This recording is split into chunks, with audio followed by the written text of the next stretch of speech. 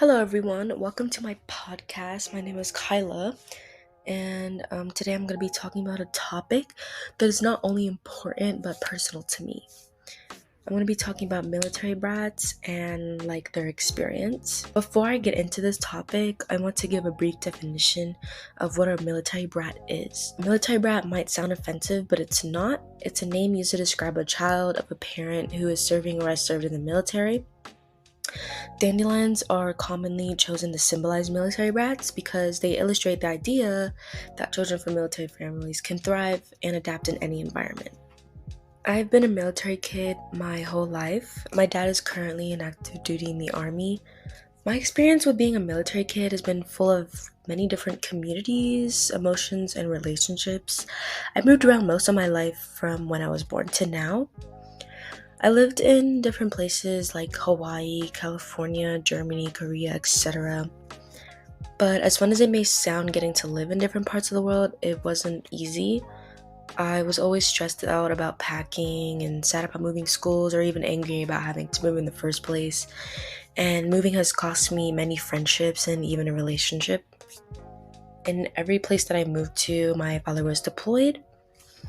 Deployment is when soldiers are sent to a location where military action must take place. And this was very hard for my family because we've had multiple instances where we have gone months to almost a year without seeing my dad. We were able to call or text during his deployment, but it was always hard to see him go. Many people who aren't military kids or aren't associated with the military, otherwise known as civilians, have no idea what it's like to live our lives. We might treat our friendships differently just because of our unique experiences with past friendships. Our social skills as well might be altered because we haven't been in one place long enough to really adapt to them. I think that it's important for people to be informed about military kids because understanding us might be crucial for fostering empathy and support within our communities. With approximately 1.7 billion military children worldwide, as reported by the US Cyber Command, we share common experiences and challenges that deserve recognition and understanding.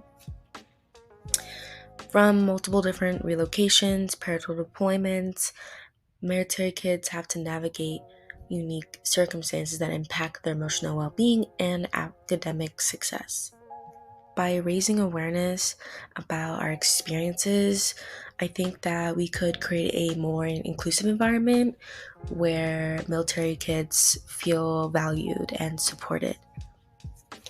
And recognizing the prevalence of military families in our communities can increase the likelihood of encountering a military child, making it imperative for us to all be informed and compassionate allies.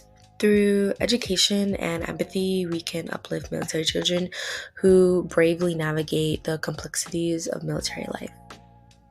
Moving around multiple times has affected us in many different ways. It affects our school lives, our relationships, and our mental health. I want to start this topic off with school life. This issue is more common in civilian-operated schools than in Department of Defense Education Activity Schools, or DODEA, where kids of military families attend and have staff that are very familiar with this lifestyle. Danielle DeSissom and USO staff at United Service Organization says more than 90% of military children attend civilian-operated public schools. This can be challenging as not all civilian communities are equipped to provide additional support that many military children need. Whenever I moved schools, it was most likely during the middle of the school year, so teachers wouldn't really know what to do with me. For instance, I would get stuck relearning things I've already learned or skipped a topic completely, which left me lost throughout the school year. A friend of mine named Dylan, who I've interviewed for this podcast, has gone through a similar experience. I've arrived at freshman year, 8 months into the year already. 2 months left of school left. I go in there, VidCom 1, get no work because the teacher has no idea what to do with me. And then at senior year, I'm in VidCom 2. I'm editing videos for the morning news with no experience on editing. Instances like this negatively affect our school performance. Our friendships and intimate relationships were also affected by the constant relocation. A group study of college-aged American military kids says while they had numerous new friends in various locates, the participants indicated that they tended not to maintain those friendships once they moved to a new location. My friend Jared, who I also interviewed for this podcast, agrees that moving has affected his friendships. Mostly every friend I've made until I got up to South Korea, I lost contact with them because it was always a struggle to keep up when we're in different time zones. So eventually we just fell out every time I moved. So it Yeah.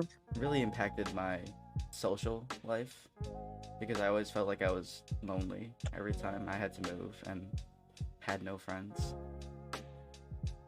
So it was pretty rough. My friend Gunnar as well, who I also interviewed for the podcast, has also been affected by this.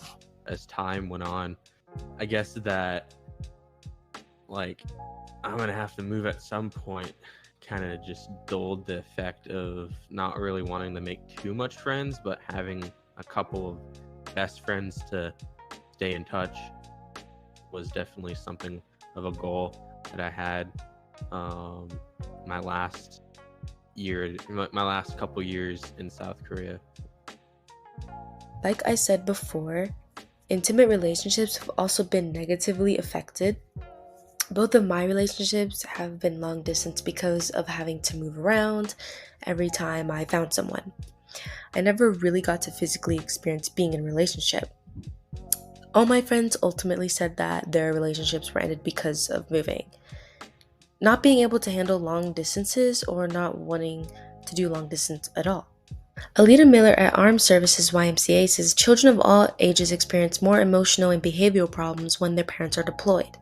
They also mentioned that younger children might be confused about why their parent has to leave and wonder when they are coming back. My younger brother, who was 5 at the time, was confused why my dad had to leave. He'd ask my mom every day when he was coming home or where he was. He never really understood why my dad left for deployment, as he's still too young to fully understand now. Deployment can affect mental health too, which brings me into the next topic. From my point of view, mental health has always been a big issue with military brats. Often children feel confused, overwhelmed, and ashamed, which leads them to keep their feelings to themselves and turn to destructive behaviors instead of turning to us, says Heather Freed at LCSW President and CEO. I can attest to this because I have always kept my negative emotions to myself. This led to anger issues. I always hesitated to talk to my parents or friends about my feelings because I felt ashamed to think that way. So eventually I learned to just keep those feelings to myself. Me and most of my friends mostly had experiences that led to negative emotions, and these are just the bare minimum of what military brats have to go through every day. These examples and instances prove that moving can affect military families and military kids alone. Schooling becomes challenging due to teachers' unfamiliarity with military children's needs. Friendships and relationships suffer from the constant changes and distance, and deployments confuse younger children and affect their mental health. Many military kids like myself struggle with keeping negative emotions to themselves. These challenges represent just a glimpse into the daily lives of military brats. Even though being a military kid has many struggles, I have always been honored to have been part of the military brat community, and I am proud to have a father who serves our country. I was exposed to many unique opportunities and experiences that not a lot of people get to experience. And these experiences shaped me into the person that I am becoming. It made me very resilient and to value all of my friendships as well as my relationships. I always felt like I never wanted to be a military kid. Because every time growing up as a military kid, people would always say that being a military kid is a huge sacrifice, but I never really asked for it. But Yeah. I didn't hate being a military kid. It was still a pretty fun experience, and it just makes me different from everyone else. If I had not moved from Spring Creek to South Korea my first time, I would have lived in this blue house in Spring Creek. Never have met any of you guys at all. I probably would have been going to Spring Creek, probably doing whatever. So it's definitely been an amazing experience being a military kid. These were both stated by my friend Jared and Gunnar, despite all the difficulties and challenges they've went through being a military kid. After listening to this podcast, I hope that you now understand that understanding the experiences of military children is not only essential for fostering empathy and support within our communities, but also to recognize the sacrifices and resilience we go through. With 1.7 billion military kids worldwide, as stated by US Cyber Command, we are not alone in this, and I want to raise awareness about our unique challenges and celebrate our strengths. Together, we can ensure that every military kid feels valued, heard, and empowered as they navigate the challenges of military life. Thank you for listening to my podcast. I hope you enjoyed and learned something new.